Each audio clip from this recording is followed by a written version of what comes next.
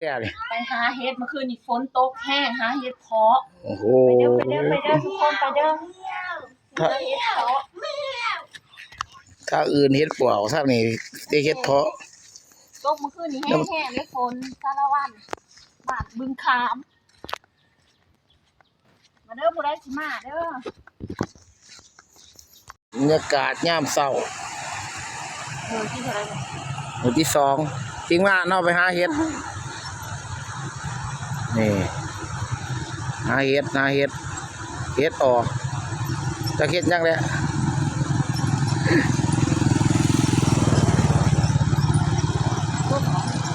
ลงทีน่ะมียังนั่นเรียบพูดมันคายอยู่ไปไม่ยังอยู่อ้าวสื่อยังนอท่านรัดสื่อยังเนี่ย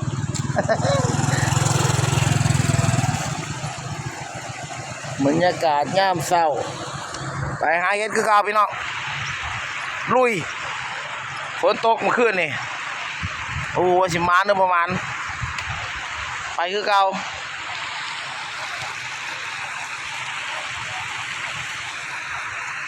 มื้อที่2เนาะมาหาเฮ็ดอยู่คอยอยู่ฟังพี่น้องทีมงาน1 2 3ท่านน่ะก็มี4 5 6คนสิมานบ่มานนะมื้อนี้ว่านี่ก็ได้พ่อแกง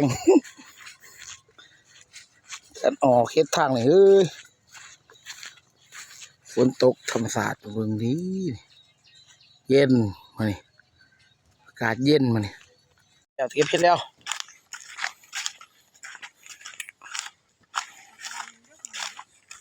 ไหนเ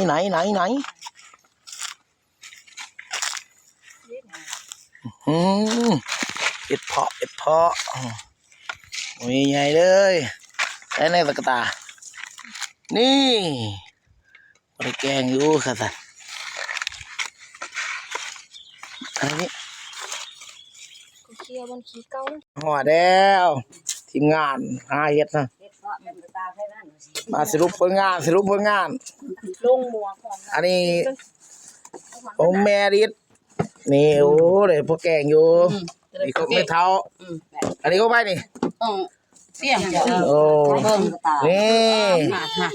ได้จังหวะมาน้ำลังบ่มีอันนี้เขาไม่เท้าก็ไม่ได้นะอันนี้ของนางรัศมีโอ้ได้ร้ายกระหมูเลยรัศมีบึงคามเราว่าแต่บึงคามเลยร้ายกระหมูเลยส้มหนาเพิ่นคืออะไรออกชะตาคอยส้มกับนางรถมาจากกรุงเทพมันมาให้เอามาจากคนอะไรพอดอกอันนี้ไม่ได้ใช่ก็มาเคี่ยว46นี่ได้แกงอยู่ไปกันหอบสิได้เมื่อได้นอนนี่เนาะ